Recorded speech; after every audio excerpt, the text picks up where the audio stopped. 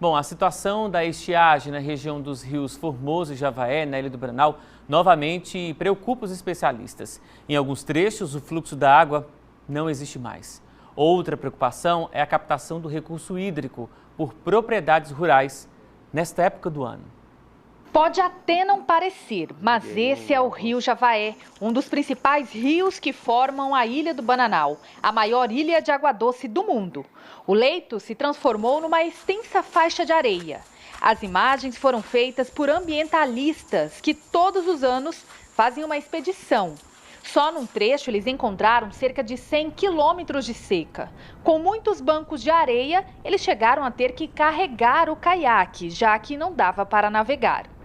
Não tem mais rio. Tem um canal mas muito curto. E o restante é banco de areia.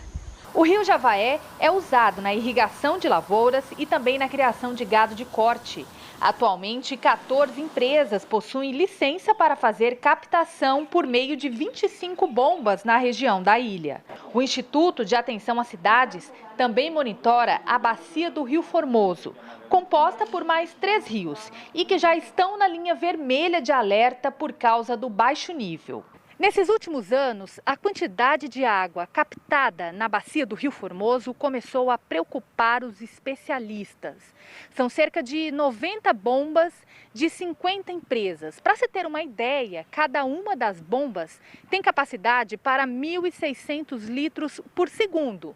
Numa comparação, isso é o dobro da vazão que abastece Palmas inteira. Nesta quarta-feira, a Justiça deu uma nova decisão e manteve a suspensão da captação de água, que já estava interrompida desde o último dia 15 de agosto por causa da estiagem, e determinou que o Naturatins faça a comprovação semanal até o fim de outubro.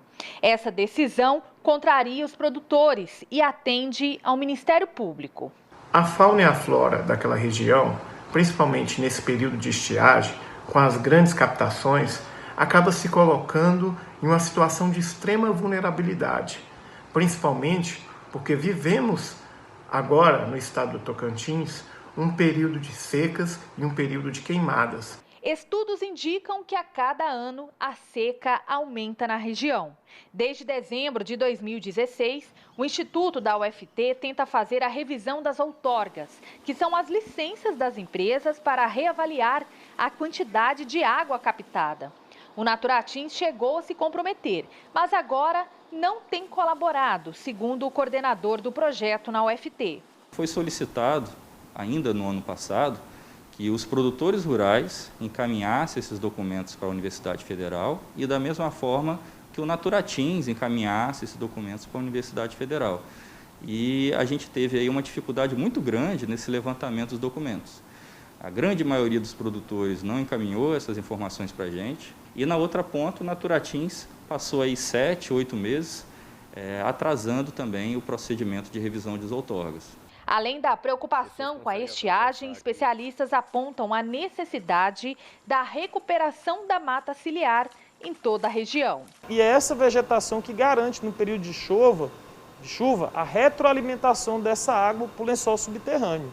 Então, além de ter esse controle na exploração nesse período de seca, a manutenção da mata às margens dos corpos hídricos é de fundamental importância também.